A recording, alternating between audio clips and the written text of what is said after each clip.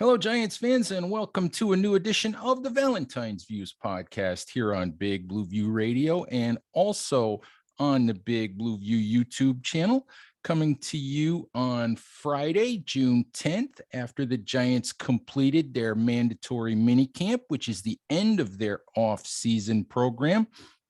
Great time to assess what we learned about the Giants throughout the spring.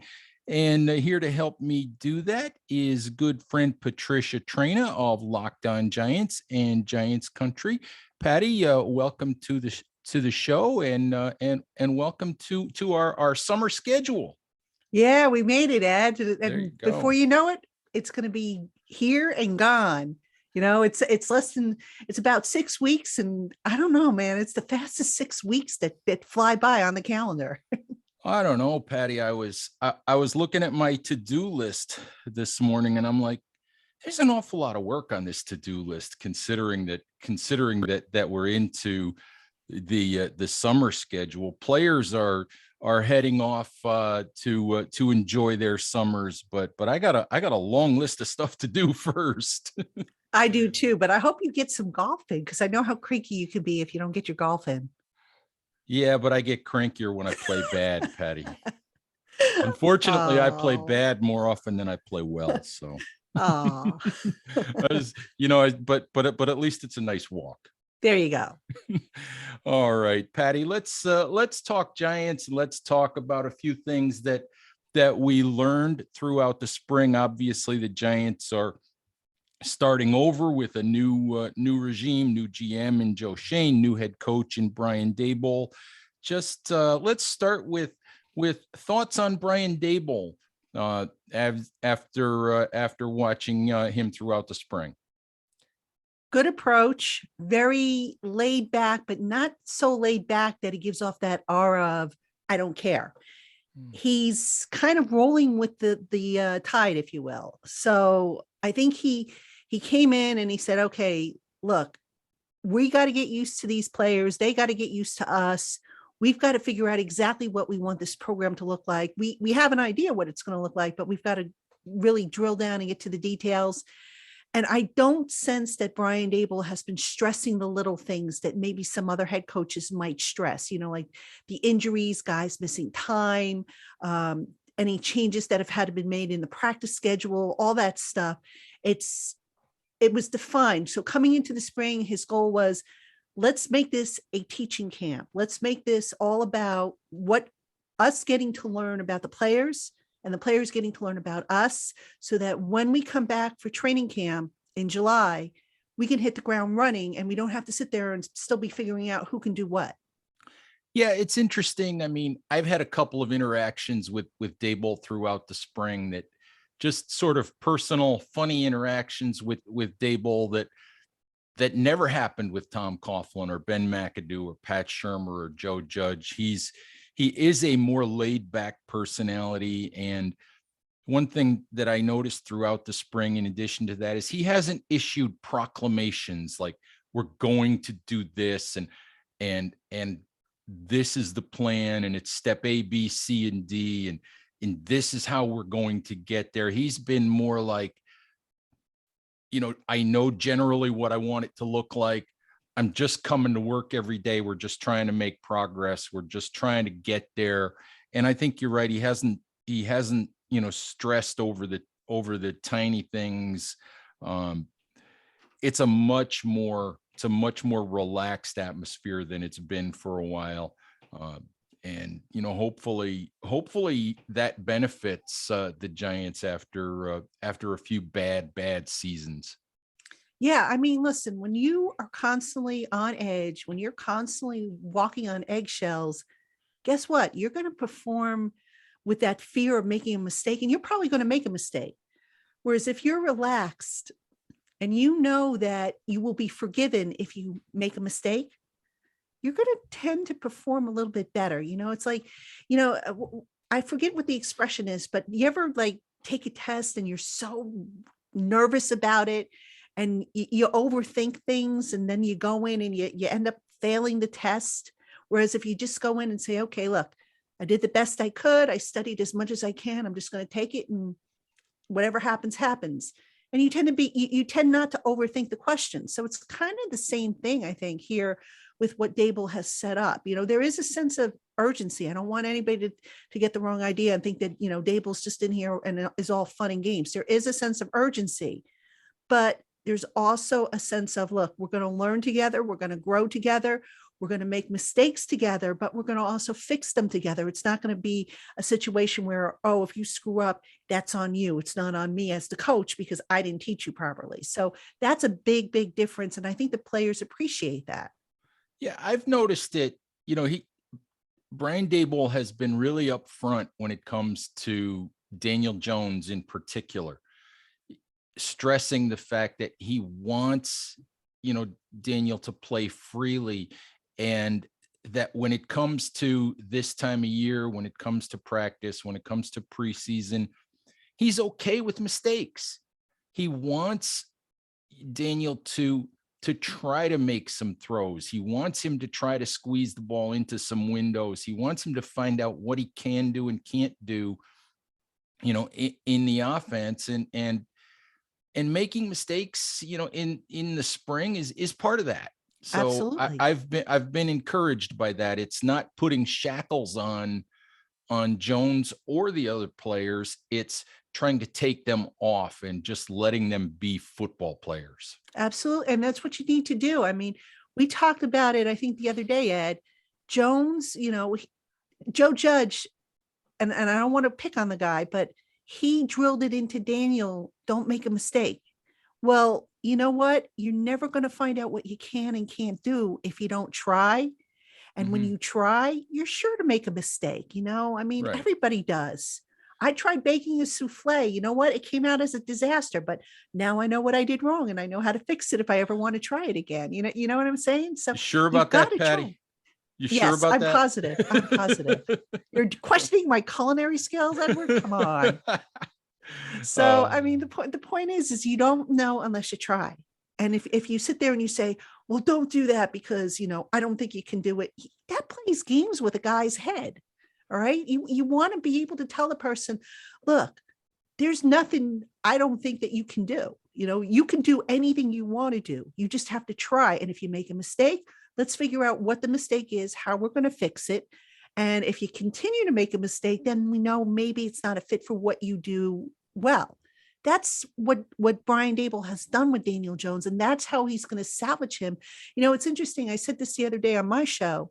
I said, you look at, what happened with David Carr way back in the day in Houston and how basically he got ruined mentally, because between having a bad offensive line and just everything he went through. And you look at some of the other quarterbacks over history who've gotten ruined because they've had the shackles on or haven't been allowed to play freely. I like what Daboll is doing with Daniel Jones because he's trying to salvage him and his confidence. And that's half the battle right there. Absolutely, Patty. And let's talk about another player who's really, really important to the Giants, a guy who's had some down seasons because of injury. And in a piece that I wrote this morning at Big Blue View, I also mentioned incompetence around him, which also applies to Daniel Jones as well. And of course, we're talking about Saquon Barkley, who we had a chance to talk to yesterday. And let me say this: there were two things that I noticed about Barkley yesterday when we spoke to him. There's a little twinkle in his eye that hasn't been there for a while. There was also a smile that hasn't been there for a while, as he talked about, feeling better than he has in quite a while. Just your thoughts on what you heard from Saquon and what you've seen from him throughout the spring workouts. Yeah, there's an old saying, action speaks louder than words. And, Barkley admitted that maybe he wasn't as confident or feeling like himself the last couple of years. It was kind of obvious. I mean, if you watched him, you could see that there was a lack of confidence in the knee. You could see there was frustration in how he was being deployed and how he wasn't being deployed. And like you said, the body language just told the story. And even though Saquon, tried to keep a brave face and he would say, every year, oh, I'm optimistic, I'm going to have a big year or do my best to have a big year. It got to the point where the body language told the story. So it's interesting because a lot of people said to me, well, Saquon's saying it again. How do we know that this time it's going to be different? The body language is a lot different. And you can tell he likes the system that's being put in place. It is a system that is going to take advantage of what he does well. It's going to minimize what he doesn't do well. And he feels good about it. And, we talk about psychology here. If you buy into what the coach is asking you to do, you are going to crush it. Okay. You could be the worst player in the world, but if you buy into what you're being asked to do, you will perform to levels that maybe you didn't know existed. So if Saquon Barkley can stay healthy, fingers crossed, he can have a really, really big year in this offense because he's being moved around. He's getting into space, which is a strength that for the last couple of coaching staffs, I have no idea why they went away from it, and I'm just optimistic. And you're right. Saquon is the college guy that came to the Giants in 2018. He's that, full of confidence, that swagger, that enthusiasm, all that went away these last couple of years. And it's obvious the Giants are in shorts and t-shirts. Mm-hmm. We haven't seen any contact. There's no real blocking. It's hard to tell, just exactly how hard the defense is going sometimes in contesting some of the pass routes and things like that. But when you watch Saquon Barkley on the field, back in 2018 and 2019, when we watched him in training camp, you would see Saquon Barkley touch the ball, and there was a difference in the way he moved versus the way everybody else moved. Mm-hmm. And I don't know what kind of player he still is, Patty, but a lot of that difference is evident again. It looks different when Saquon touches the football than when some other guys touch the ball. Yeah, it's like electric, I guess is the best way to put it. It's like it's a renewed enthusiasm almost, because look, Saquon soldiered through a lot. And, I don't think he meant to lose any enthusiasm, but when you're hurting and when you're facing circumstances that don't really favor you or don't really give you the best chance, I don't want to say he went through the motions, but, the temptation's there to go through the motions. You're not going to have that zest for the game.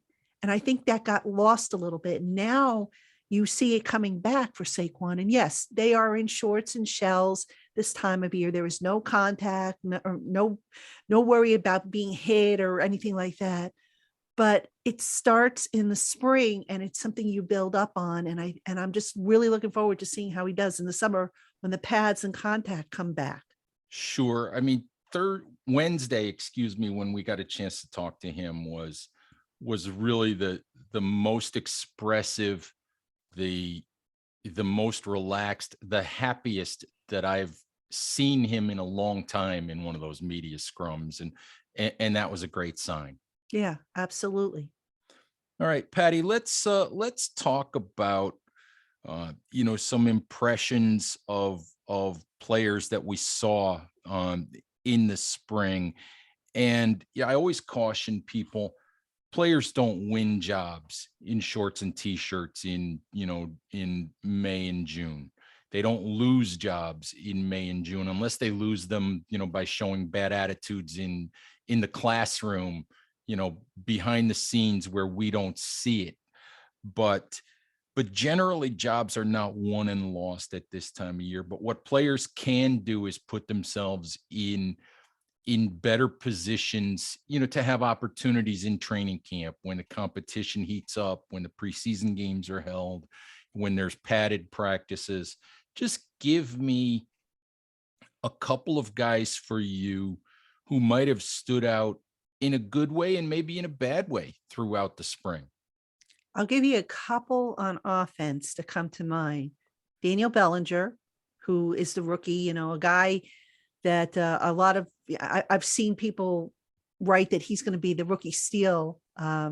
So it was good to see Daniel Bellinger, come in, and he's a guy who they really didn't throw to a whole lot when he was in San Diego State, but he didn't really drop that many balls. I mean, he basically caught just about everything thrown his way. And how refreshing that was to see from the tight end position. But I'm going to give you one that I noticed, and I had to actually go back and do a double and check my notes on stuff like that, because I kept writing down his number. All right. When I do these practices and observations, I write down numbers so as not to write down names and become, locked in on anyone. I thought Darius Slayton had some flashes. I mean, I thought this was the best Slayton has looked in a couple of years. And, Slayton, I don't know if he's going to make the roster. I still say he's a long shot, but I'll tell you what, the last couple of years, Slayton has been bogged down by injuries. He's tried to push through them, and his confidence has slipped. And, we spoke about confidence before with Daniel Jones.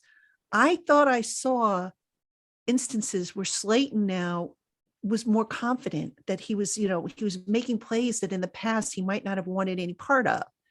So again, I don't know that he makes the roster ahead of some of these other guys. The fact that he doesn't play special teams could end up hurting him, as could the fact that he's due for a 2.5 million plus salary cap hit. But that was a guy that I wrote down as kind of being one of my surprise guys. On defense, I'm just trying to think. There's so many. I like what I saw from Aaron Robinson, from what he was able to do. Now, he was in a red jersey for a good part of the spring, but what he was able to show, I liked what I saw. I like what I saw from Cordell Flott when he had to play the slot, with Darnay Holmes, also in a red jersey and unable to do team drills. Who else? Wandale, going back to the offense, Wandale Robinson was impressive. He just a shifty type of receiver who I think is going to I think he's going to come up with some big plays for them. I mean, everybody talks about his size and, oh my God, he's not ideal size, but he might be able to use that to his advantage. So those are a few guys that off the top of my head, I took note of. And I'm sure there's going to be more as we go into training camp, but outside of Daniel Jones, who I thought looked a little bit better, but again, no pass rush. Saquon Barkley, who I thought looked really good. Those are the guys that, kind of popped out at me, I think, as being the ones that I was like, okay, cool. They're on the right track.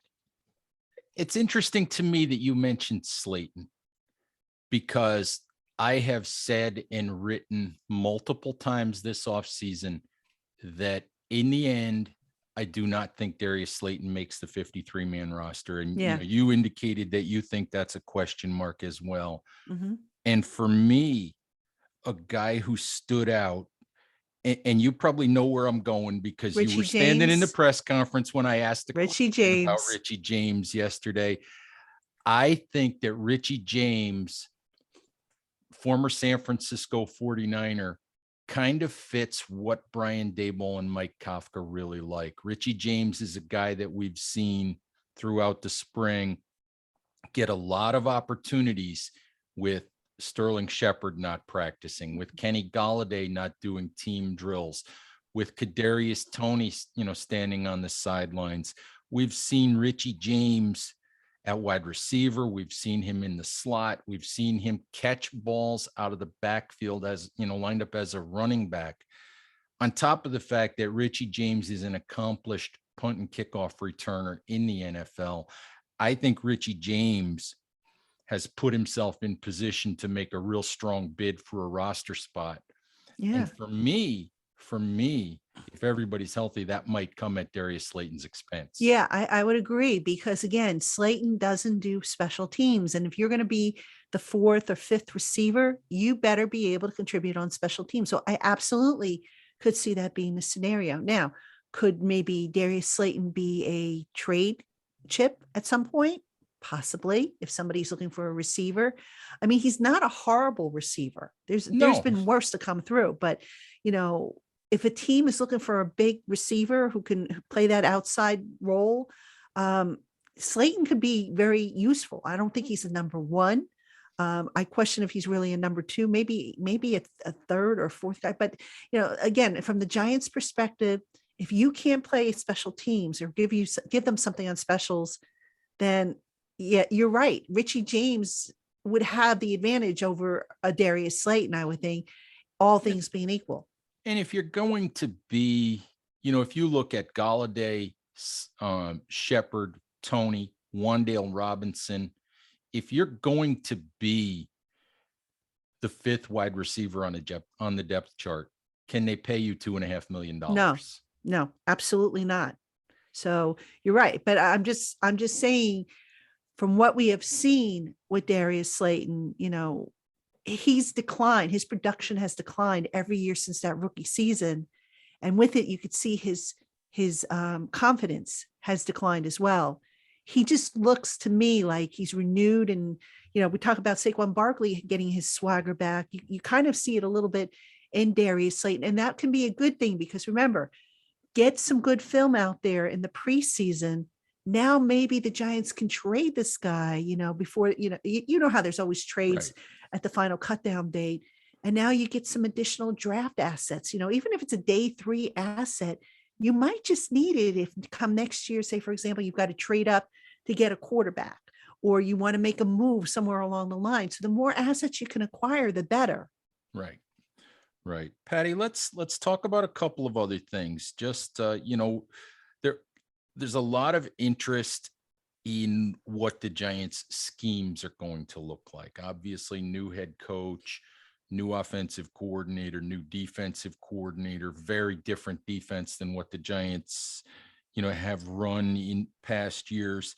Just let's start on the offensive side of the ball.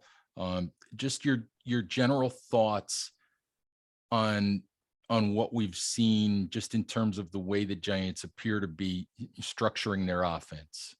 Well, this isn't your grandpa's Giants offense. Back in the day, how was the Giants offense defined? It was a running game, smash mouth, hit them with the run, use the run to set up the pass. I don't think that's going to be the case this year. I think it's going to be more of a passing offense. That's to do running. Don't get me wrong, but it's going to be all about passing. You're going to see a lot of balls coming out of Daniel Jones's hands quickly, which is a good thing, because that actually sets him up to succeed. You take some of the post-snap mental processing off his plate by just having him quick get the ball out of his hand. Maybe that allows him to play a little bit faster and get into a groove and get into more of a comfort zone quicker than if you ask him to make 50 million reads post-snap. So again, I look at this offense and I see them trying to set a lot of guys up for success. Daniel Jones, Saquon Barkley, the receivers, once they come back, the offensive line, even, the offensive line, you even though on paper, it looks like they upgraded that line. We said the same thing last year and the year before, and we know what we got with it. So if you can help them by asking them not to have to hold the block for, over 2.5 seconds, by getting the ball out of the hand quickly and into the hands of the playmakers, that's going to go a long way too in building up confidence. So I just see an offense that's designed to help build up the confidence across the board, have these guys think, okay, yeah, you know what, I can do this. And then they can add to it. They can add the deep balls. I don't think we saw a whole lot of deep balls this spring. I think we saw a lot of shorter stuff, but the deep stuff is going to come. And you've got to walk before you run. And that's what I think the Giants are trying to do on offense. Yeah, I think the basic takeaway for me is, as you said, Patty, this is not your Bill Parcells offense. This is not, hand the ball to Otis Anderson and take 3 yards at a time. This is spread the field, look for matchups. We've seen Saquon Barkley at wide receiver. We've seen formations with 5'8" Wan'Dale Robinson lined up inside and Daniel Bellinger lined up outside. We've seen, they're looking for mismatches. They're looking for interesting ways to get the ball to guys. As you said, the ball quite often comes out quickly. And what's one of the things we spent the last couple of years talking about with the Giants and their wide receivers is the lack of ability to create yards after catch. When you consistently run stick routes and the kinds of routes that have guys catching the football standing still, you don't give them opportunities to create those yards after catch. And you watch the offense now, and to me, it makes sense why they drafted Wan'Dale Robinson, because the kind of offense that they're trying to create is get the ball to playmakers as quickly as possible and let them do what they do. And as you said, I think the downfield stuff will come, but the basic, part of this offense, what it's going to be built around is getting the ball to playmakers as quickly and as often as possible, and letting them do their thing. Yeah, absolutely. And again, it helps Daniel Jones with the offense because he doesn't have to do as much with post snap, because I know that's been a big, detriment for me since he's been here. His post snap reads have left something to be desired. His decision making has left something to be desired. So you simplify things, you have him get used to it. Everybody's going to gel. And again, it's a matter of walking before you run. Easy completions build confidence, Patty. Exactly. All right, let's go to the other side of the ball. And Wink Martindale is the anti-Patrick Graham. I loved what Patrick Graham did as Giants defensive coordinator. He did a wonderful job, making the most out of the personnel that he had, especially 2 years ago. The Giants defense was really good, much better than anticipated. But Patrick Graham is by nature a bend, don't break, conservative, try to keep everything in front of you, try maybe to disguise coverage and fool the quarterback, kind of defensive coordinator. And Wink Martindale is a throw caution to the wind and leave no stone unturned in trying to harass the quarterback. So it's a much different deal and kind of fun. Yeah, it definitely is. I mean, when was the last time you saw the defense practicing stunts and twists in a mini camp? I can't remember. I hear you. And, a couple days ago when we saw the Giants offense really struggle, John Feliciano came to the podium and he came to the podium cursing Martindale for doing things like in doing a mini wink camp, things. Doing wink stuff. Putting, using Julian Love as an A-gap linebacker. And, to be honest, that kind of stuff might be a little bit unfair for an offense to deal with in the first week of June. But yeah, I mean, I got a kick out of Julian Love saying, he said there were a lot of offensive guys in the locker room crying about that. Well, it's about time. I mean, listen, it's interesting. Every defensive coordinator, would like to have his defense described as aggressive. There are different levels of aggression. There's the in your face aggression. There's the I'm going to screw with your head aggression level. There's the passive aggressive level. I mean, there's different levels. And this, I think with Wink Martindale, this is the I'm going to screw with your head variety, because that's exactly what he does. I mean, how many amoeba looks did we see where guys were just kind of milling around and it's like, okay, figure out who's going to rush, who's going to drop into coverage, who's going to stay at home. It's like, that's just how many times could you figure it out? I know I saw a few plays and I was like, I don't know what's coming. So I can imagine what the guys lining up across from them probably thought. It might be, and blitzing and pressure packages don't always mean sending, 5 guys, 6 guys, 7 guys, whatever it might be. Sometimes it means sending 4 guys, but not sending the 4 guys that the offense thinks are coming. Right. And that's the hard part with Wink Martindale. If you're an offense is, something's coming. You can't look at the alignment and say, okay, I know exactly where it's coming from. You just can't. Right.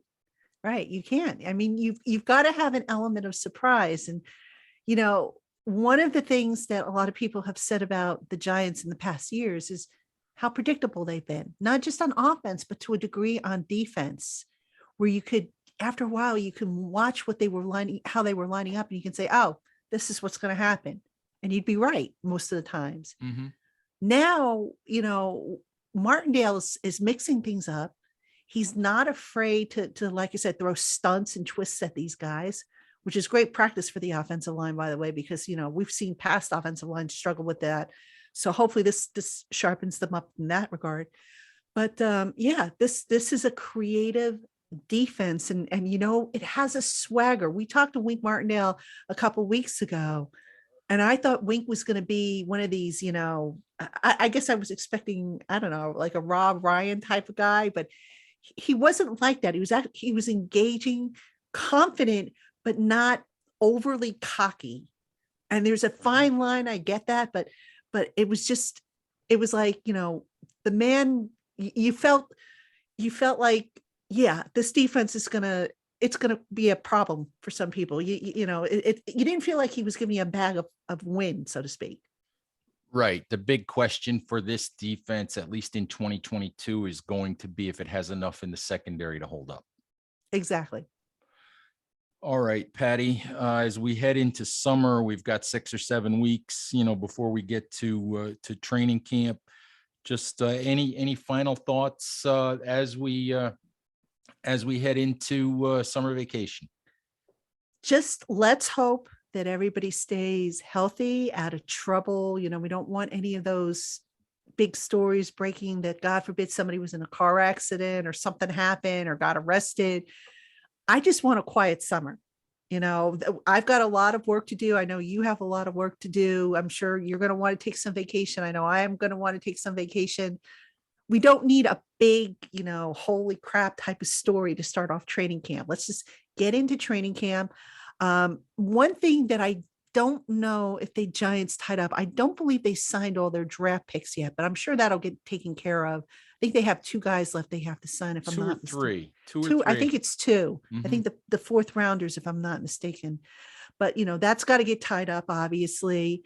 And, I just, for once, just let's get into training camp and not have to have any surprises. I think we can sit here and we can probably predict who's going to start on PUP. I don't want any surprises. I don't want to show up the first day of camp and say, oh gosh, Kayvon Thibodeau is on PUP. We don't want that. We Right. want, right. We Right. want it to be a nice, a calm one. Yes, nice summer smooth would be and calm. nice. Exactly. All right, Patty, thank you very, very much. Why don't you let folks know quickly if you've got anything special coming up throughout the summer? Yeah, we're going to continue over on Giants Country. We're breaking down each player on the roster. We're looking at, expectations, the contract, the cap numbers, and all that stuff. We're going to be doing a bunch of new series. We've got like top questions, takeaways. Then over on the Locked On Giants podcast, I am on my summer schedule. So that means I'm going to be doing 3 shows a week, Monday, Wednesday, Friday. I'm going to try and do one live show if I can every week where I answer questions. So you can find that on YouTube. You can also find the Locked On Giants podcast wherever you find your podcast. So I hope you'll check that out. All right, Patty, thank you as always for spending some time. Giants fans, thank you as always for listening. If you're listening on our podcast network, please remember to subscribe wherever you listen to podcasts. If you're watching on YouTube, like and subscribe there as well. All right, Giants fans, take care, and we'll talk to you soon. Bye-bye.